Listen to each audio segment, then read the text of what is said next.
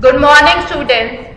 So today we are starting with a new chapter, which is from the class 10th, subject history, and this is going to be your lecture 1 from chapter number 1, the rise of nationalism in Europe.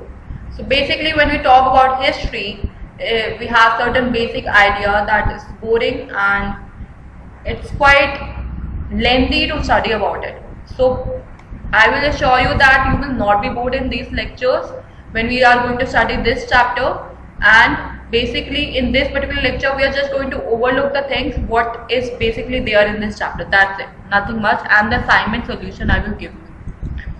So what are the topics that we are going to discuss in this particular lecture will be that first of all we'll discuss about nationalism, what does it mean, and how it is defined in the rise of Europe, then the nation state, then we can talk about French Revolution, the idea of the nation, and the Napoleonic Code that happened in the French Revolution and the idea of the nation that had come up. So basically these will be the topics that we are going to cover in this particular lecture. So we are starting with the chapter now. So basically in nationalism in Europe, we are talking about in the 19th and the 20th century, where at that particular century it was all about the monarchy that was going on, and it was the ruling stage of the kings and the queens. There were no any nation, there was no any democratic society that was there. There was only the kings and the queens who are making the rules, and the all the people who are there in that particular, living in that particular country, they have to follow those rules. So that was the monarchy that was going on at that particular time. So how does this nationalism work? So first of all we should know about how does nationalism work here. So basically what is a nationalism mean, what it is all about. So when we talk about a particular country or particular nation, the feeling of that patriotic feeling that comes every time when we talk about our own country, like we are living in India, and all the time that when the soldiers are passing, the armies are passing, and a national anthem is being sung, the patriotic feeling, the feeling of that belonging, which whenever it comes up, that is nationalism. That is basically what we mean as nationalism. So nationalism is a feeling of belonging and loyalty that cause people to think of themselves as a nation. So we are a part of this nation and we are proud of it. The patriotic feeling, that comes out from us every time. Like in this current situation, that all the people are united as a whole and taking up and fighting out this problem which is coming up, this COVID-19 which is going on all around us, and India is fighting as a strength, in a very strengthful way, and they are dealing it with a very balanced way, not like US, like the big countries that are there, like US, Europe. They are failed because they were above us, but they failed to fight it out with this problem. But India is leading as a country and fighting it every day with these problems, and it only needs our unity as a whole. So basically this nationalism works into your own country, and you are proud of that you are proud of your own nation. That is nationalism as a whole. So during this 19th and 20th century, nationalism was a very powerful force that could create one nation from many other separate countries. So basically nationalism can has that powerful force within themselves that it can create their own identity, and they don't need any separate nation or separate country to fame them. So basically they can stand for their own self. They don't need a name of that particular country or as a whole. So when we talk about basically in Europe, there are so many states that are there, but Italy and Germany are few of the examples that have stand for themselves as their own. They have their own particular identity. They don't need to use Europe for themselves. So they are working for themselves as a whole. And one thing more, that it can also break one nation up into many countries. So basically, when this nationalism was occurring in the countries like Austria and Turkey, so what has happened there, that they were a one country, and because of different identities that were present there, different communities that were present there, because of that, when the nationalism come up to that particular country, it has segregated the country into two parts also. So it can make up a nation and it can break up a nation also. So nationalism is all about this, that it is a sort of a feeling, a patriotic feeling that comes up when we talk about our own nation and we are proud of being a part of it.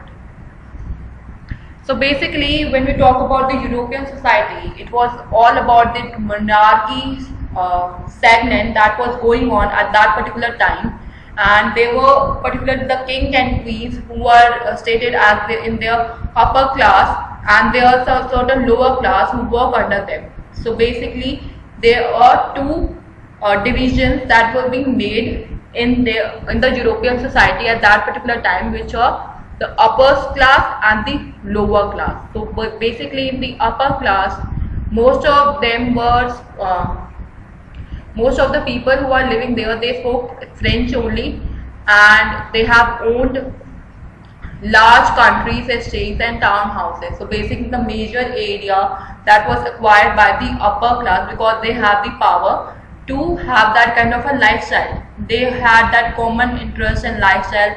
They go to these they have their own parties where they assemble in a hall, and they usually do the high class parties that were happening in Europe. So they were part of that only. So they were the dominant society that was there in Europe, who were dominating the lower class who were living in particularly Europe, and the majority of people were the peasants. Peasants means who are the workers that were working under these upper class societies. All the workers, all basically the jhad pocha wala, the cooks and the workers who were working under them.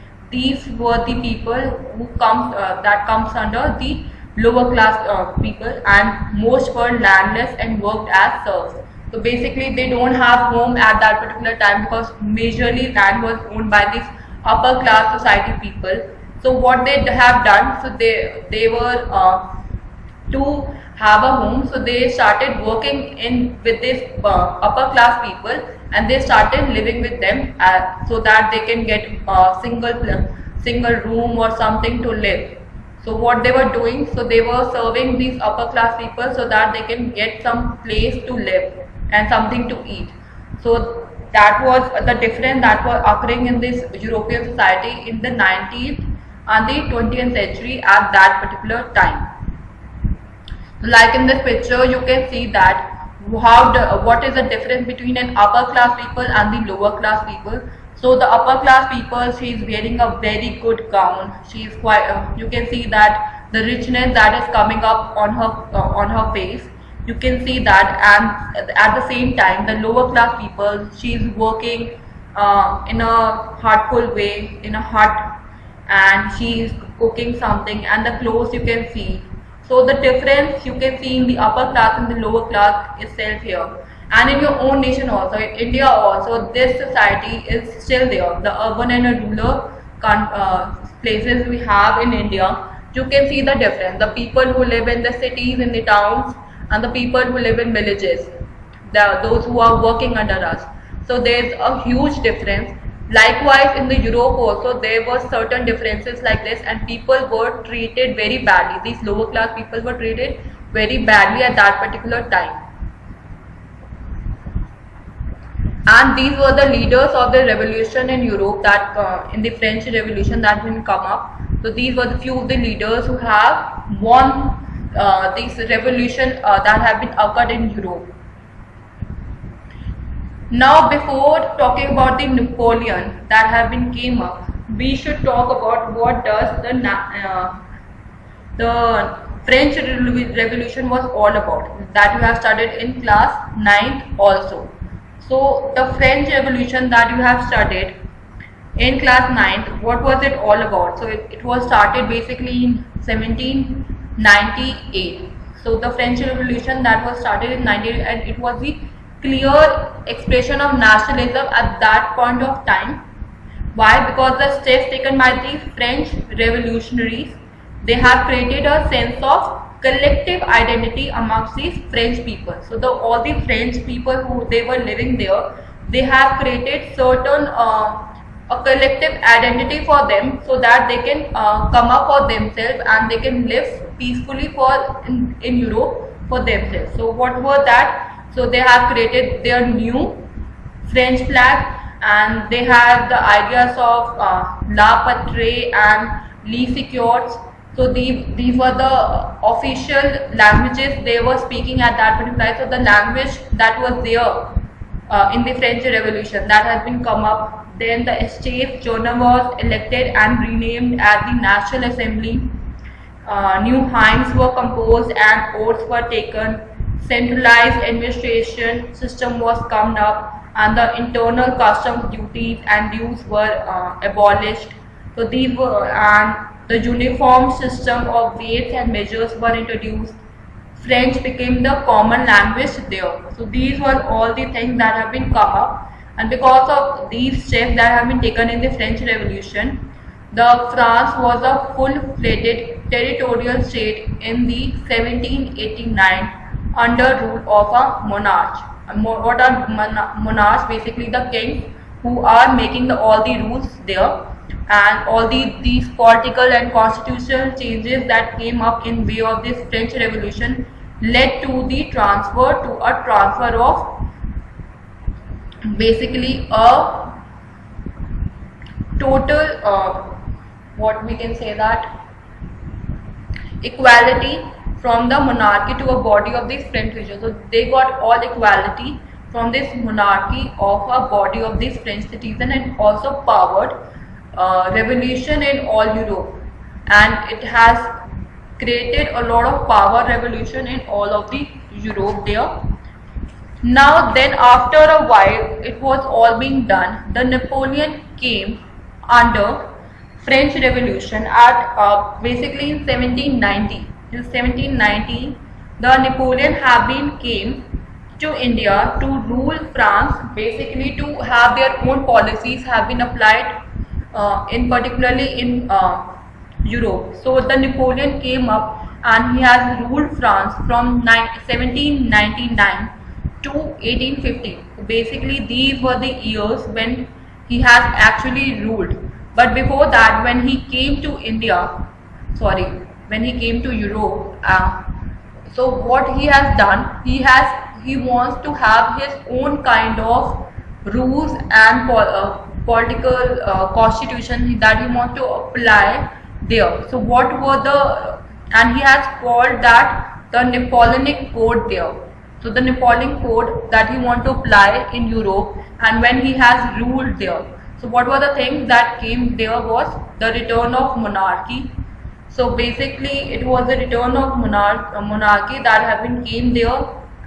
Then administrative reforms were made, equality before law and right to property, removal of guild restrictions in the towns, and improvement in transport and communication, uniform laws, weights and measures, and the nationwide things has to be changed.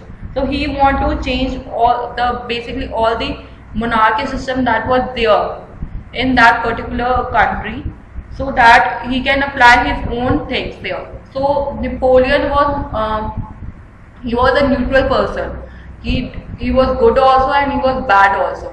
He wants some good changes in that particular country also, which is particularly not good for that country. And certainly being a selfish person, he was a bad person also in certain ways. So what does he want as a whole was that the Napoleon Code that have been applied there, that has been said that to all the privileges that have been made there, that should be given to all the people, not only to the upper class people, and not focusing the lower class people basically. So he wants that the equality should be given to all the people there, and basically equality before law that has been made in his mind, and the right to property. Basically, he wants that the upper class people should not acquire the entire properties that are there. The lifestyle that is given to the upper classes should not be given to them only. The lower class people have that, they should also have the authority to buy those properties and to live a better lifestyle. So in a good way, he was, we can say that he was good, that he wants equality in that particular nation, and before law and everything was there. And he wants to make certain changes in the administrative reform as well. How? Because all these laws that have been made by these kings and the queens, it was only for the benefits of the upper class society that were living there, and not for the lower class people.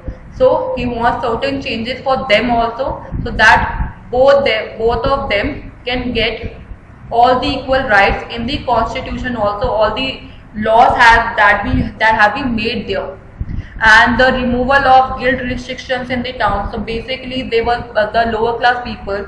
Certainly, they were not allowed. There were some restrictions to them in the town. So he wants that to remove from the particularly nation, and he wanted to improve the transportation and communication system there also. And certainly, he wants certain uniform laws that have been made for both the society that are living there, the upper and the lower, the weights, the measures, and nations. So this was the Napoleonic code that have been applied by the Napoleon in his own rule that have been made there at the time of 1799 to 1915. And because of this, he has gained a lot of power in 1799 by becoming the first consul. So he was the first consul that have been made there, and we can call this as civil code also, the civil code of 1804 that have been made. And in this, all these things were basically, the Napoleon took away all the political freedom and increased the taxes also, imposed to censorship, and forced people to join the French army. So he wanted to make his own army at that particular time. So he was taking all the people who are working under this upper class society into his own army, so that he can become more powerful. So when we talk about the bad deeds that he did, that he was a few of his selfish reasons. He wanted to acquire more and more power in that particular regions and that particular country. That's why he wanted to have his own army and to fight it out all the monarchy system that was going on around him. So that was the Napoleonic code that have been applied at that particular time. And after that, in 1815, there were few of the countries that have been that don't want him to rule in that particular country, so they have acquired their own army to fight it out with him. So, and in that particular fight, the Napoleon lost his kingdom from Europe, and he was abolished from that country basically. So this was the overall thing about the French Revolution and the rise of the nation at that particular time. After that, we will talk about in the next lecture. Now the assignment solution that we are going to talk about. So this was the assignment that I have given you, these 7 questions, and after this I am going to tell you about the solutions of each and every answer. So question number 1 was, what is federalism? So federalism is a type of government in which the power is divided between the national government and other governmental units, and it contrasts with the unitary government in which a central authority holds the power and a confederation in which states, for example, are clearly dominant. So this is basically the answer. You can write it down also. Answer number 2, what is jurisdiction? So basically it is a power that a court of law or an official has to carry out legal judgments or to enforce laws. So basically this is the answer. Answer number 3. So basically there are 3 kind of lists. We have 3 lists related to legislative powers. They are as follows. First is union list. This list includes various subjects of national importance, and the central government has power to legislate and make laws on these subjects. And these subjects are included in this list because we need a common policy on them throughout the nation, and some of these subjects are currency and defense. Second is the state list. This list includes those subjects on which the state government make laws, and these subjects are included in this list because these are best settled on the state or regional level. Then the third is concurrent list. Both the central as well as the state governments can make laws on the subjects mentioned in the concurrent list, and in case the laws made by the government clash, then the law made by the central government prevails. And these subjects include adoption, marriage, and succession. And beside there is another residuary list, and this list involves residuary subjects, and these are the subjects which were introduced after the constitution was formed, like computer software. The central government has the power to make laws on these subjects. Answer number 4. What is decentralization? So decentralization is defined as the assigning of authority orderly throughout various levels of management in an organization. It explains the way in which power to take decisions is allocated among various levels in the organizational hierarchy.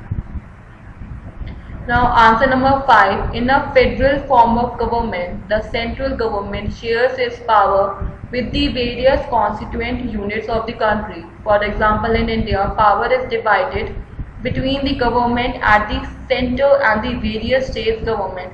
And in a unitary form of government, all the power is exercised by only one government. For example, in Sri Lanka, the national government has all the powers. Answer number 6. Indian Union was formed on the basis of federalism. The constitution originally provided for a two-tier system of government, and the union government or central government represents the Union of India, and the state governments represent the provinces. Later, the third tier was added in the federation with the formation of panchayats and municipalities, and the division of power between the central and state government is done in a threefold distribution of legislative powers between the union government and the state government. And there is the three lists that have been made: the union list and the state list and the concurrent list. The union list, it includes subjects of all the national importance, defense of the country, foreign affairs, banking, communication and currency. And the central government alone can make decisions on these particular matters.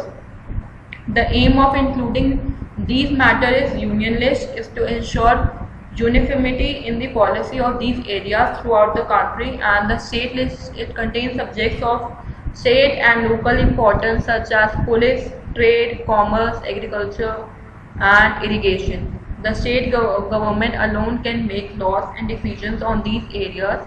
And the concurrent list, it includes those subjects which are of common interest to both the central as well as state government, and it includes matters like education, forest, marriage and trade unions. So both the state and central government can make decisions on these matters.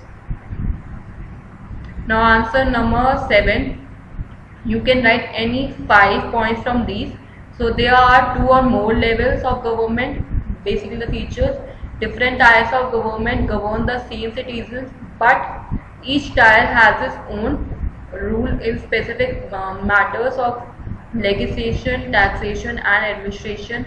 And the jurisdictions of the representative levels of the tiers of government are specified in them, and the fundamental provisions of the constitution cannot be unilaterally changed by one level of government. Such changes require the consent of both the levels of government. 5th, courts have the power to interrupt the constitution and the power of different levels of government. 6th, the sources of revenue for each level of government are clearly specified to ensure its financial autonomy, and the federal system thus has dual objectives: to safeguard and promote unity of the country, and while at the same time to accommodate regional diversity. So these are the answers of the assignment that I have given you, and your homework will be that I am going to give you a test that will be there on the website. You can see from there, and you have to solve that in view of your parents only. Your parents should see that you do the test without looking at your book. And if you have any queries, you can ask me in the comment section. I will help you out, or in the student inquiry section also you can ask me there also. So if you have any problem in certain topics, you can write it down in the comment section, and I will let you know in the next lecture itself if there is any queries you have. Thank you so much.